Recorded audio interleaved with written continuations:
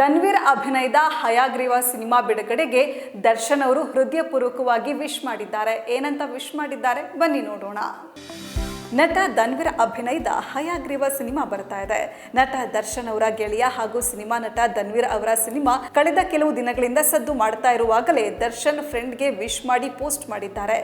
ನಮ್ಮ ಧನ್ವೀರ್ ಅಭಿನಯದ ಹೊಸ ಸಿನಿಮಾ ಹಯಗ್ರೀವ ನಾಳೆ ತೆರೆಗೆ ಬರ್ತಾ ಇದೆ.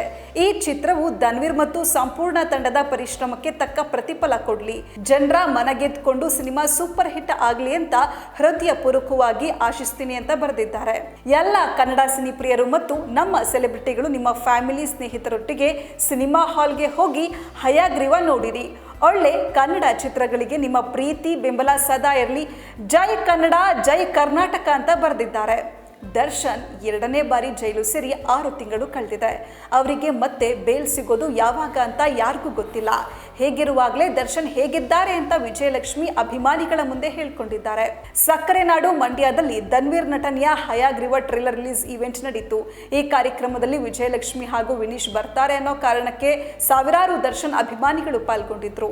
ಅದ್ದೂರಿಯಾಗಿ ನಡೆದ ಕಾರ್ಯಕ್ರಮದಲ್ಲಿ ಅಭಿಮಾನಿಗಳನ್ನ ಉದ್ದೇಶಿಸಿ ಮಾತನಾಡಿದ ವಿಜಯಲಕ್ಷ್ಮಿ, ನಿಮ್ಮ ಡಿ ಬಾಸ್ ಚೆನ್ನಾಗಿದ್ದಾರೆ. ಇಂತಹ ಪರಿಸ್ಥಿತಿಯಲ್ಲೂ ಅವರು ಸ್ಟ್ರಾಂಗ್ ಆಗಿ ಇರೋದಕ್ಕೆ ನಿಮ್ಗಳ ಪ್ರೀತಿ ಅಭಿಮಾನವೇ ಕಾರಣ ಅಂತ ಹೇಳಿದ್ರು. ಇನ್ನ ಧನ್ವೀರ್ ಬಗ್ಗೆ ಮಾತನಾಡ್ತಾ, ಧನ್ವೀರ್ ಹೊರಗಿನವರು ಅಂತ ನಮ್ಗೆ ಅನ್ಸೇ ಇಲ್ಲ.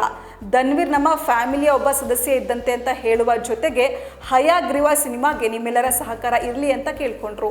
ಅಂದಹಾಗೆ ಈ ಹಿಂದೆ ವಾಮನ ಸಿನಿಮಾ ರಿಲೀಸ್ ಆದಾಗ ಸ್ವತಃ ದರ್ಶನ್ ಧನ್ವೀರ್ಗೆ ಸಾಥ್ ಕೊಟ್ಟಿದ್ರು. ಬೆನ್ನು ನೋವಿನ ನಡುವೆಯೂ ವಾಮನ ಸಿನಿಮಾವನ್ನ ನೋಡಿ ಹಾರೈಸಿದ್ರು. ಆದ್ರೀಗ ದರ್ಶನ್ ಇಲ್ಲದ ಟೈಮ್ನಲ್ಲಿ ಹಯಗ್ರೀವ ಸಿನಿಮಾ ಬಿಡುಗಡೆ ಆಗ್ತಾ ಇದೆ.